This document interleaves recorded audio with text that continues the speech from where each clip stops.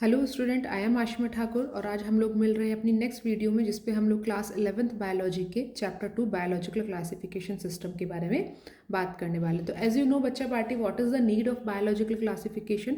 तो क्लासिफिकेशन का मतलब ही सिंपल सा ये है कि हम लोग जो डिफरेंट ऑर्गेनिज्म है उनको डिफरेंट डिफरेंट कैटेगरीज में डिवाइड कर दें। अब बायोलॉजिकल क्लासिफिकेशन की रिक्वायरमेंट क्यों पड़ी? क्योंकि जैसे कि आप लोग जानते हैं ना कि हम लोग घर में बहुत सारे लोग होते हैं, लेकिन सबको अलग अलग नाम दे दिए गए। ठीक है, उनको अलग अलग कैटेगरी, छोटा है, ये बड़ा है, ये मोटा है, ये पतला है। ठीक है, ऐसे ही अब कोई पापा की कैटेगरी में आता है, कोई बच्चों की कैटेगरी में, तो मम्मी लोग की, कोई मेल है, फीमेल है, बहुत सारी कैटेगरीज हम लोगों ने डिफाइन की जिससे हम आइडेंटिफाई कर सकें। अब इन द सेम में बायोलॉजिकल क्लासिफिकेशन में भी ढेरों सारे ऑर्गेनिज्म थे, इतनी ज़्यादा बायोडाइवर्सिटी थी, तो उसको हम लोगों ने क्या किया, कुछ बायोलॉजिकली क्लासिफाइड कर दिया उनको, ताकि उनका क्लासिफिकेशन कर दिया सो दैट कि उनकी इजी स्टडी हम लोग कर सकें, उनको इजीली आइडेंटिफाई कर सकें और उनको कम टाइम में ज़्यादा से ज़्यादा हम लोग पहचान सकें और स्टडी कर सकें, उनका इजी हो जाए, उनमें कैसे कैसे वो इवॉल्व हुए, कैसे उनका ओरिजिन हुआ, इस चीज़ को भी हम लोग स्टडी कर सकें। अगर हम लोग बात करें तो बायोलॉजिकल क्लासिफिकेशन सिस्टम जो होता है बच्चा पार्टी, वो 3 टाइप का होता है। एक होता है आपका सिंपल, आपका जो आर्टिफिशियल क्लासिफिकेशन सिस्टम है, जो सबसे पहले ओरिजिनेट हुआ था।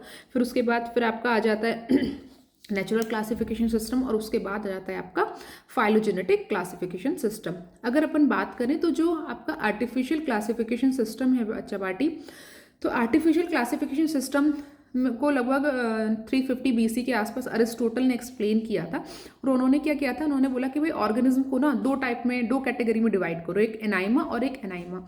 एनाइमा का मतलब होता है विद आरबीसी और एनाइमा का मतलब होता है विदाउट आरबीसी, बट वो बहुत ज़्यादा सक्सेसफुल नहीं होता। फिर कुछ और उन्होंने ट्राई किया, अदर साइंटिस्ट ने, तो उन्होंने कहा कि भाई एक काम करते हैं, जो ऑर्गेनिज्म है उनको हैबिट और हैबिटाट्स के बेसिस पे हम लोग क्लासिफाइड कर देते हैं। तो अब ये भी हम लोग बहुत सिंपली जानते हैं कि अगर हम लोग हैबिट और हैबिटेट्स के बेसिस पे किसी भी चीज़ को क्लासिफाइड करेंगे तो हम लोग को ये तो पता लग जाएगा कि कौन सा एक्वाटिक है, कौन सा एरियल है, कौन सा टेरेस्ट्रियल है। बट बच्चा पार्टी, उसमें क्या कैसे जीन्स रहे, कैसे फाइलोजेनेटिक रिलेशनशिप रहे, कैसे इवॉल्व हुए, वो सारी चीज़ें क्लियर नहीं हो पाएंगी, तो इतना ज़्यादा सक्सेसफुल नहीं रहा।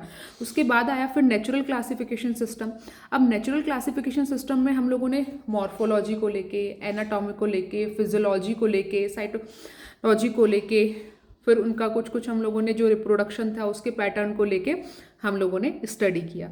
तो ये आर्टिफिशियल क्लासिफिकेशन सिस्टम से ज़्यादा सक्सेसफुल था, और उसमें हम लोगों ने होमोलॉजी को बहुत ज़्यादा स्टडी किया। होमोलॉजी का मतलब है कि वो, और जो वो कैरेक्टर्स जो डिफरेंसेस के साथ हैं बट वो कॉमन एंसेस्टर से जनरेट हुए हैं, इसको लेके हम लोगों ने स्टडी किया। ठीक है, तो इसी टाइप से हमें बहुत सारे ऐसे अपने फीचर्स मिले जिसको हम लोग इजीली, जो नेचुरल क्लासिफिकेशन सिस्टम है उससे हम लोग क्लासिफिकेशन को इजी कर सके। बट ये भी इतना ज़्यादा सक्सेसफुल नहीं था। इसमें भी हम लोगों ने कुछ कुछ, जैसे कि होता है इसमें भी जैसे डीएनए आरएनए का जो स्ट्रक्चर होता है उसको लेके, फिर उनके क्रोमोसोम्स के स्ट्रक्चर को लेके, फिर उनकी कैरियोटाइपिंग किया, तो बहुत काफ़ी कुछ हेल्प मिली। बट इनका फिर भी जो फाइलोजेनेटिक रिलेशनशिप्स था, यानी कि जो इवोल्यूशनरी रिलेशनशिप्स था, उसको क्लियर नहीं हो पा रहा था।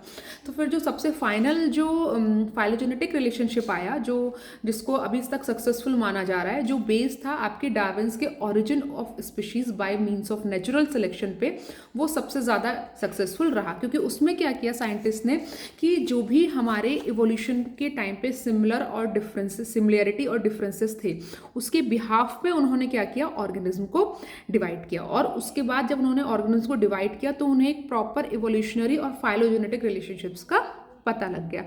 अब अगर हम लोग देखें तो एक होता है फिनेटिक क्लासिफिकेशन। फिनेटिक क्लासिफिकेशन एक पार्ट है किसका, फाइलोजेनेटिक क्लासिफिकेशन का।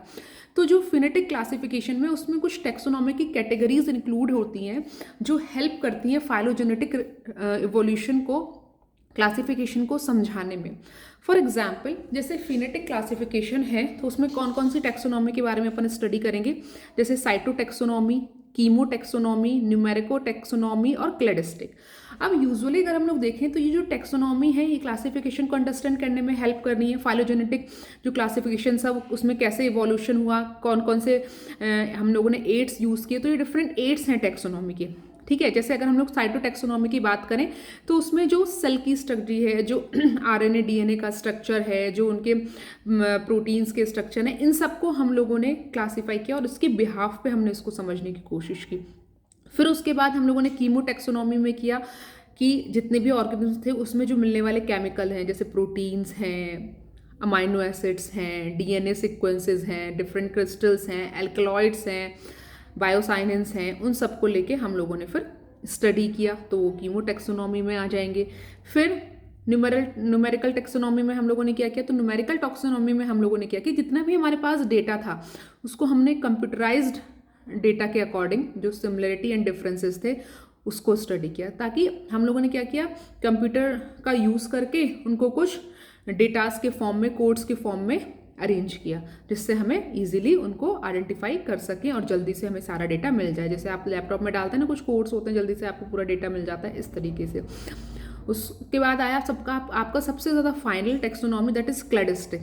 क्लैडिस्टिक के अकॉर्डिंग क्या किया साइंटिस्ट ने, कि जितने भी सिमिलैरिटी और डिफरेंसेस थे उसके बिहाफ में उनमें जो ऑर्गेनिज्म है वो कैसे इवॉल्व हो रहे हैं एक दूसरे से रिलेशंस के साथ, उसको एक्सप्लेन किया। और जब उन्होंने साइंटिस्ट ने क्लैडिस्टिक टेक्सोनॉमी का यूज़ किया तो उसमें उन्होंने देखा कि जैसे जैसे उन्होंने सिमिलैरिटी और डिफरेंसेस को एक्सप्लेन कर रहे थे तो धीरे धीरे क्या होगा था, उनका एक इवोल्यूशनरी ट्री बनता चला गया, जिसको क्लेडोग्राम भी बोलते हैं। और उस ट्री के कंपैरिजन, उस ट्री के अकॉर्डिंग हमें इवोल्यूशन को समझने में, फाइलोजेनेटिक रिलेशनशिप्स को समझने में हमें बहुत ज़्यादा हेल्प हुई, ठीक है। और ये सबसे ज़्यादा सक्सेसफुल भी रहा। तो आई थिंक आपको ये समझ में आ रहा होगा। अगर आपको नहीं समझ में आ रहा तो यू कैन पिंग मी, ठीक है। तब तक के लिए टाटा बाय बाय। और नेक्स्ट जो हमारी वीडियो होगी उसमें हम लोग जो बायोलॉजिकल क्लासिफिकेशन के टाइप हैं किस किस ने दिए उसके बारे में बात करेंगे। तब तक के लिए बाय बाय, टेक केयर।